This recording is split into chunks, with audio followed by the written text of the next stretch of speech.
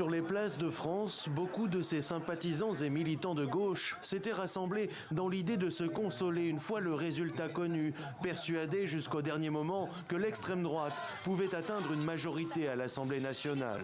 Alors, à l'heure des premières annonces, l'angoisse s'est transformée en un soulagement libérateur.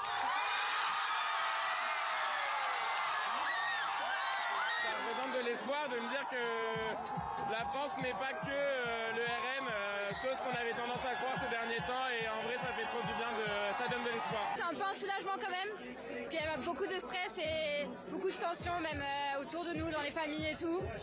Là ça fait du bien. C'est une victoire, mais c'est une victoire relative, il y a quand même 150 personnes du RN à l'Assemblée, donc il faut continuer de se battre en fait. Avec 182 députés, le nouveau Front populaire s'impose comme la première force politique française.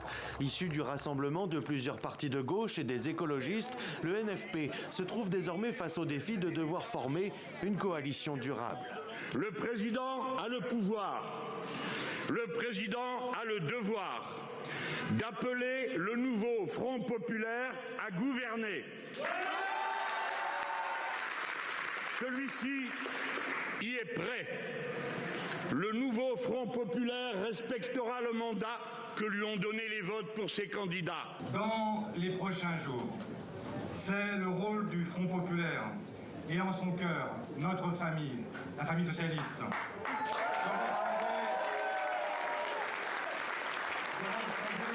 Un projet collectif pour notre pays et fédérer une majorité de Françaises et de Français. Le nouveau Front populaire, il est né ici, dans ces locaux, il y a moins de 4 semaines.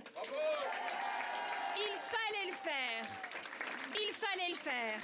Et non seulement nous l'avons fait, mais nous avons gagné et maintenant nous allons gouverner. Avec 161 députés, le parti présidentiel évite la déroute annoncée. Mais face aux résultats, le Premier ministre, Gabriel Attal, a dit remettre ce lundi sa démission. Portés par l'euphorie du premier tour de ces législatives, les sympathisants et militants du Rassemblement national ont quant à eux connu ce dimanche soir la désillusion. Si le RN reste le premier parti en nombre de suffrages exprimés, il obtient avec ses alliés 143 sièges. L'alliance du déshonneur et les arrangements électoraux dangereux passés par Emmanuel Macron et Gabriel Attal avec les formations d'extrême gauche privent ce soir les Français d'une politique de redressement qu'ils ont pourtant plébiscité largement en nous plaçant en tête des élections européennes, puis dimanche dernier, lors du premier tour avec près de 34% des suffrages exprimés. Ces législatives auront fortement mobilisé l'électorat français avec un taux de participation qui s'établit à 66,63%, en nette hausse par rapport à 2022.